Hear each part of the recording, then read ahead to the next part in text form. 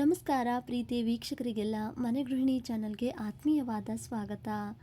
ಬೇಳೆ ಬೆಲ್ಲನ ಒಟ್ಟಿಗೆ ಸೇರಿಸಿ ಚೆನ್ನಾಗಿ ಬೇಯಿಸಿದರೆ ಮಿಕ್ಸಿ ಇಲ್ಲದೆ ಒರಳುಕಲ್ಲು ಬಳಸದೆ ಒಳ್ಳೆ ಸ್ಮೂತ್ ಆಗಿರ್ತಕ್ಕಂಥ ಬೆಣ್ಣೆಯಷ್ಟು ಮೃದುವಾಗಿರ್ತಕ್ಕಂಥ ಹೂರಣನ ಹೇಗೆ ರೆಡಿ ಮಾಡ್ಕೊಳ್ಬೋದು ಅಂತ ಇವತ್ತಿನ ರೆಸಿಪಿ ವಿಡಿಯೋದಲ್ಲಿ ನೀವು ನೋಡ್ಬೋದು. ಈ ಒಂದು ಸಿಂಪಲ್ ಟ್ರಿಕ್ಕನ್ನು ಬಳಸಿದರೆ ಸಾಕು, ಎಷ್ಟು ಬೇಗ ಹೂರಣ ರೆಡಿ ಆಯಿತು ಅನ್ನೋದೇ ನಿಮಗೆ ಗೊತ್ತಾಗೋದಿಲ್ಲ. ಸ್ವಲ್ಪ ಕೂಡ ಅಲ್ಲಲ್ಲಿ ಬೇಳೆ ಅನ್ನೋದು ಕಾಣೋದಿಲ್ಲ. ಪೂರ್ತಿ ನೈಸಾಗಿ ನುಣ್ಣಗೆ ಹೂರಣ ರೆಡಿಯಾಗುತ್ತೆ. ತುಂಬಾ ಸಾಫ್ಟಾಗಿ ಪರ್ಫೆಕ್ಟ್ ಆದಂಥ ವಿಧಾನದಲ್ಲಿ ಈ ರೀತಿ ಹೂರಣನ ಮಾಡಿಕೊಂಡ್ರೆ ಹೋಳಿಗೆ ಕೂಡ ತುಂಬಾ ಮೃದುವಾಗಿ ಚೆನ್ನಾಗಿ ಬರುತ್ತೆ. ಬನ್ನಿ ಹೇಗೆ ಮಾಡೋದು ಅಂತ ನೋಡೋಣ. ಇಲ್ಲಿ ನಾನು ಕುಕ್ಕರ್ಗೆ ಆಲ್ರೆಡಿ ಕಡಲೆಬೇಳೆನ ಬೇಯಿಸಿಟ್ಕೊಂಡಿದ್ದೀನಿ. ಈ ಗ್ಲಾಸಲ್ಲಿ 2 ಗ್ಲಾಸ್ ಆಗುವಷ್ಟು ಕಡಲೆಬೇಳೆನ ಸೇರಿಸಿ ಅದಕ್ಕೆ ಸರಿಯಾಗಿ 4.5 ಗ್ಲಾಸ್ ಆಗುವಷ್ಟು ನೀರನ್ನು ಮತ್ತು 1/4 ಚಮಚ ಅರಿಶಿನ ಹಾಗೆ 1 ಚಮಚ ಆಗುವಷ್ಟು ಅಡುಗೆ ಎಣ್ಣೆನ ಸೇರಿಸಿ ಕುಕ್ಕರು ಮೀಡಿಯಂ ಫ್ಲೇಮ್ನಲ್ಲಿ 4 ವಿಜಲ್ ಬರೋವರೆಗೂ ಬೇಳೆನ ಬೇಯಿಸ್ಕೊಂಡಿದ್ದೀನಿ. ಬೇಳೆ ಪೂರ್ತಿ ಚೆನ್ನಾಗಿ ಬೆಂದಿದೆ, ಸ್ವಲ್ಪ ಕೂಡ ನೀರಿಲ್ಲ. ನಿಮಗೇನಾದರೂ ಕಟ್ಟಿನ ಸಾರು ಮಾಡಬೇಕು ಅಂದರೆ ಇನ್ನೊಂದು ಸ್ವಲ್ಪ ಜಾಸ್ತಿ ನೀರು ಹಾಕಿ ಬೇಳೆನ ಬೇಯಿಸ್ಕೊಳ್ಬೋದು. ನಾನಿಲ್ಲಿ ಕಟ್ಟಿನ ಸಾರು ಮಾಡ್ತಾಯಿಲ್ಲ, ಹಾಗಾಗಿ ನಾನಿಲ್ಲಿ ಬೇಳೆ ಬೇಯುವಷ್ಟೇ ನೀರನ್ನು ಹಾಕಿದ್ದೀನಿ. ಇವಾಗ ಅದೇ ಗ್ಲಾಸ್ ಅಳತೆಗೆ 2 ಗ್ಲಾಸ್ ಮೇಲೆ ಸ್ವಲ್ಪ ಆಗುವಷ್ಟು ಬೆಲ್ಲನ ಸೇರಿಸಿ ಚೆನ್ನಾಗಿದ್ದಾನೆ. ಇವಾಗ ಒಂದ್ಸತಿ ಮಿಕ್ಸ್ ಮಾಡಿಕೊಂಡು ಸ್ಟವ್ನ ಆನ್ ಮಾಡಿ ಬಿಸಿ ಮಾಡೋಕ್ಕಿಡೋಣ. ಬೆಲ್ಲ ಪೂರ್ತಿಯಾಗಿ ಕರಗಬೇಕು. ಗ್ಯಾಸ್ ಫ್ಲೇಮನ್ನು ಮೀಡಿಯಂ ಫ್ಲೇಮ್ನಲ್ಲಿಟ್ಟು ಮತ್ತೆ ಮಧ್ಯೆ ಈ ಥರ ನಾವು ತಿರುವಾಡ್ತಾ ಇರಬೇಕು. ಹಾಗೆ ಒಂದು ಮುಚ್ಚಳದಿಂದ ಮುಚ್ಚಿ 1-2 ನಿಮಿಷ ಹಾಗೆ ಇದನ್ನು ಬೇಯಿಸ್ತಾ ಮತ್ತೆ ತಿರುವಾಡ್ತಾ ಆದಷ್ಟು ಪೂರ್ತಿಯಾಗಿ ಬೆಲ್ಲ ಕರಗಿದ ಮೇಲೆ ಮತ್ತೆ ಒಂದು ಸ್ವಲ್ಪ ತೆಳುವಾದಂಗೆ ಅನಿಸುತ್ತೆ. ಹಾಗೆ 1-2 ನಿಮಿಷ ಇದನ್ನು ಮಿಕ್ಸ್ ಮಾಡ್ಕೊಳ್ತಾ ಹೋದರೆ ನೋಡಿ, ಕನ್ಸಿಸ್ಟೆನ್ಸಿ ಈ ರೀತಿಯಾಗಿ ನಾನಿಲ್ಲಿ ಬೇಳೆ ಬೆಲ್ಲನ ಕುದಿಸಿದಾಗಿದೆ. ಇವಾಗ ಸ್ಟವ್ನ ಆಫ್ ಮಾಡಿಬಿಟ್ಟು ಬಿಸಿ ಬಿಸಿ ಆಗಿರಬೇಕಾದ್ರೇ ಹೂರಣ ರೆಡಿ ಮಾಡ್ಕೊಳ್ಬೇಕಾಗುತ್ತೆ. ಹೂರಣ ಮಾಡೋದಕ್ಕೆ ಇಲ್ಲಿವಾಗ ಒಂದು ಪಾತ್ರೆನ ತೊಗೊಂಡಿದ್ದೀನಿ. ನಂತರ ಈ ಥರದ ಒಂದು ಚಾಣಿನ ತೊಗೊಂಡಿದ್ದೀನಿ. ಇದರಿಂದ ತುಂಬಾ ಸುಲಭವಾಗಿ ನಾವು ಹೂರಣನ ರೆಡಿ ಮಾಡ್ಕೊಳ್ಬೋದು. ಹಾಗೆ ಈ ಥರದ ಒಂದು ಚರಗಿ ಅಥವಾ ಚೊಂಬನ್ನು ತೊಗೊಂಡಿದ್ದೀನಿ. ಇವಾಗ ಬಿಸಿ ಬಿಸಿ ಆಗಿರಬೇಕಾದ್ರೇ ಈ ಬೇಳೆನ ಸೇರಿಸಿ ಚರಗಿಯಿಂದ ನಾವು ತಿರುಗ್ತಾ ಹೋಗಬೇಕು. ಹಾಗೆ ಈ ಬೇಳೆ ಮೇಲೆ ನಾವು ಮುಚ್ಚಿಡಬೇಕು, ಅದನ್ನು ಆರೋದಕ್ಕೆ ಬಿಡಬಾರ್ದು. ನಂತರ ಈ ಚರಗಿ ಅಥವಾ ಚೊಂಬಿನಿಂದ ಈ ಥರ ನಾವು ಪ್ರೆಸ್ ಮಾಡ್ತಾ ಹೋದರೆ ಸಾಕು, ತಿರುಗಿಸ್ತಾ ಹೋದಂಗೆಲ್ಲ ಬೇಳೆ ಪೂರ್ತಿ ನುಣ್ಣಗಾಗಿ ಬಂದ್ಬಿಡುತ್ತೆ. ಈ ಚರಗಿನೇ ಬೇಕು ಅಂತೇನಿಲ್ಲ, ಗ್ಲಾಸಿಂದ ಅಥವಾ ಸ್ಪೂನಿಂದನೂ ಕೂಡ ಮಿಕ್ಸ್ ಮಾಡ್ಕೊಳ್ತಾ ಕಲಿಸ್ಕೊಳ್ಬೋದು. ಆದರೆ ಚರಗಿಯಿಂದ ಬೇಗನೆ ಆಗಿಬಿಡುತ್ತೆ ಮತ್ತು ಕೈಗೂ ಕೂಡ ನಿಮಗೆ ಬಿಸಿ ತಾಗೋದಿಲ್ಲ. ನೋಡಿ ಇವಾಗ ಎಷ್ಟು ಬೇಗ ಹೂರಣ ರೆಡಿ ಆಯಿತು ಅಂತ ನಿಮಗೆ ಗೊತ್ತೇ ಆಗೋದಿಲ್ಲ. ಅಯ್ಯೋ ಎಷ್ಟು ಬೇಗ ಎಷ್ಟು ಸಲೀಸಾಗಿ ಹೂರಣ ರೆಡಿ ಮಾಡ್ಕೊಂಡ್ವಿ ಎಲ್ಲ ಅಂತ ಅನಿಸ್ಬಿಡುತ್ತೆ. ಕರೆಂಟ್ ಇಲ್ಲದೆ ಇದ್ದಾಗಲೂ ಕೂಡ ತುಂಬಾ ಸುಲಭವಾಗಿ ನಾವು ಹೂರಣನ ರೆಡಿ ಮಾಡ್ಕೊಳ್ಬೋದು. ಮಿಕ್ಸಿಲೂ ಕೂಡ ಒಂದೊಂದು ಸತಿ ಸ್ವಲ್ಪ ದಪ್ಪದಾಗಿ ಉಳ್ಕೊಂಡ್ಬಿಡುತ್ತೆ. ಹೂರಣ ಏನಾದರೂ ಸ್ವಲ್ಪ ಗಟ್ಟಿ ಆಗಿಬಿಟ್ರೆ ಮಿಕ್ಸಿ ತಿರುಗೋದು ಇಲ್ಲ. ಸೊ ಇದರಲ್ಲಿ ನಾವು ತುಂಬಾ ಈಸಿಯಾಗಿ ಬೆಣ್ಣೆಯಂತೆ ಸ್ಮೂತ್ ಆಗಿರ್ತಕ್ಕಂಥ ಹೂರಣನ ರೆಡಿ ಮಾಡ್ಕೊಳ್ಬೋದು. ನೋಡಿ ಪೂರ್ತಿಯಾಗಿ ನಾನಿಲ್ಲಿ ಹೂರಣನ ರೆಡಿ ಮಾಡ್ಕೊಂಡಿದ್ದಾಗಿದೆ. ಒಂದು 10 ನಿಮಿಷಕ್ಕೆಲ್ಲ ಹೂರಣ ರೆಡಿ ಆಗಿಬಿಟ್ಟಿತ್ತು. ಅಷ್ಟು ಸಲೀಸಾಗಿ ನಾವು ಇದನ್ನು ರೆಡಿ ಮಾಡ್ಕೊಳ್ಬೋದು.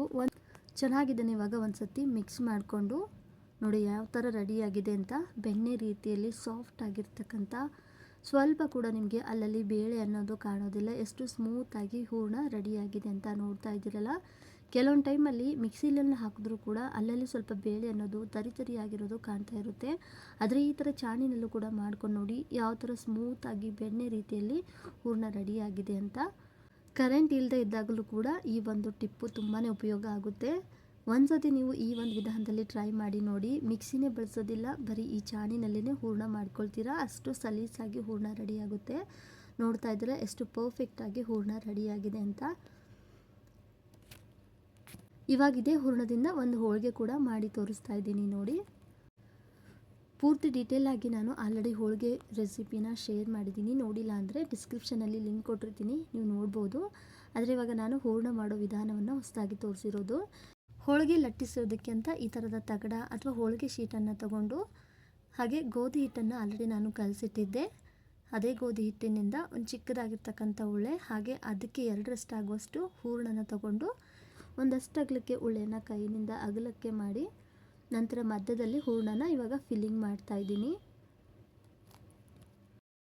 ಸ್ವಲ್ಪ ಎಕ್ಸ್ಟ್ರಾ ಬಂದಿರತಕ್ಕಂಥ ಹಿಟ್ಟನ್ನು ತೆಗೆದು ಮತ್ತೆ ಇನ್ನು ಸ್ವಲ್ಪ ಎಕ್ಸ್ಟ್ರಾ ಬಂದಿರೋದನ್ನು ಅಲ್ಲಿ ಅಟ್ಯಾಚ್ ಮಾಡಿ ಉಳ್ಳೆನ ಕೈನಿಂದ ಒಂದು ಸ್ವಲ್ಪ ಫ್ಲ್ಯಾಟಾಗಿ ಮಾಡಿಕೊಂಡು ತಗಡ ಮೇಲೆ ಒಂದು ಸ್ವಲ್ಪ ಎಣ್ಣೆನ ಅಪ್ಲೈ ಮಾಡಿ ಮತ್ತೆ ಸ್ವಲ್ಪ ನಾನಿಲ್ಲಿ ಜೋಳದ ಹಿಟ್ಟನ್ನು ಉದುರಿಸಿ ಈ ಉಳ್ಳೆನ ಕೈನಿಂದ ಒಂದು ಸ್ವಲ್ಪ ಅಗಲಕ್ಕೆ ತಟ್ಟಿದ್ದೀನಿ.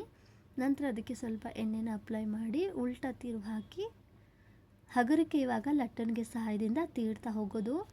ಇಲ್ಲಿ ಹೋಳಿಗೆ ಮಾಡಬೇಕಂದ್ರೆ ಹೂರ್ಣದ ಕನ್ಸಿಸ್ಟೆನ್ಸಿ ಹಾಗೆ ಹಿಟ್ಟಿನ ಕನ್ಸಿಸ್ಟೆನ್ಸಿ ಎರಡೂ ಕೂಡ ಒಂದೇ ಸಮನಾಗಿದ್ದರೆ ಸ್ವಲ್ಪ ಕೂಡ ಹೋಳಿಗೆ ಅಂಚು ಬರೋದಿಲ್ಲ. ಎಷ್ಟು ತೆಳುವಾಗಿ ಬೇಕೋ ಅಷ್ಟು ತೆಳುವಾಗಿ ಹೋಳಿಗೆನ ಲಟ್ಟಿಸ್ಬೋದು. ನೋಡಿ, ಇವಾಗ ಒಂದು ಹೋಳಿಗೆನ ನಾನು ಇವಾಗ ಲಟ್ಟಿಸಿದ್ದಾಗಿದೆ. ಈ ಕಡೆ ಹೆಂಚು ಕೂಡ ಕಾಯಕ್ಕಿಟ್ಟಿದ್ದೆ. ಚೆನ್ನಾಗಿ ಒಂದು ಸ್ವಲ್ಪ ಹೆಂಚು ಕಾದಿರಬೇಕು. ಈ ಥರ ಕೈನಿಂದ ಬಿಡಿಸಿದ್ರೆ ಸಾಕು, ಈಸಿಯಾಗಿ ಬಂದುಬಿಡುತ್ತೆ. ಎಣ್ಣೆ ಹಚ್ಚಿರ್ತೀವಲ್ವ, ಈಸಿಯಾಗಿ ಬಂದುಬಿಡುತ್ತೆ. ನಂತರ ಮೀಡಿಯಮ್ ಫ್ಲೇಮ್ನಲ್ಲಿ ಚೆನ್ನಾಗಿ ಇದನ್ನು ಇವಾಗ ಬೇಯಿಸ್ತಾ ಇದ್ದೀನಿ. ನಂತರ ಸ್ವಲ್ಪ ಈ ಥರ ಫಸ್ಟು ನಾವು ಸುತ್ತಲೂ ಹೋಳಿಗೆನ ಬಿಡಿಸ್ಬೇಕು, ತಕ್ಷಣಕ್ಕೆ ತಿರುವು ಹಾಕಬಾರ್ದು. ನೋಡಿ, ಇವಾಗ ತಿರುವು ಹಾಕ್ತಾ ಇದ್ದೀನಿ. ನೋಡಿ ಎಷ್ಟು ಸೂಪರಾಗಿ ಹೋಳಿಗೆ ಬೆಂದಿದೆ ಅಂತ. ಸ್ವಲ್ಪ ಈ ಥರ ಕೆಂಪಗೆ ಹೋಳಿಗೆನ ಬೇಯಿಸ್ಕೊಳ್ಳಿ, ರುಚಿ ಇನ್ನೂ ಚೆನ್ನಾಗಿರುತ್ತೆ. ಹೀಗೆ ಎರಡು ಬದಿಗೂ ಒಂದೊಂದು ಸತಿ ಹಾಗೆ ಹೋಳಿಗೆನ ಬೇಯಿಸಿದರೆ ಸಾಕು. ಜಾಸ್ತಿ ತಿರುವಿ ಬೇಯಿಸೋಕ್ಕೆ ಹೋಗಬೇಡಿ. ಎರಡು ಬದಿಗೂ ಒಂದೊಂದು ಸತಿ ಬೇಯಿಸಿದರೆ ಸಾಕು. ಸೂಪರ್ ಸಾಫ್ಟ್ ಆಗಿರ್ತಕ್ಕಂಥ ಹೋಳಿಗೆ ರೆಡಿ ಆಗುತ್ತೆ.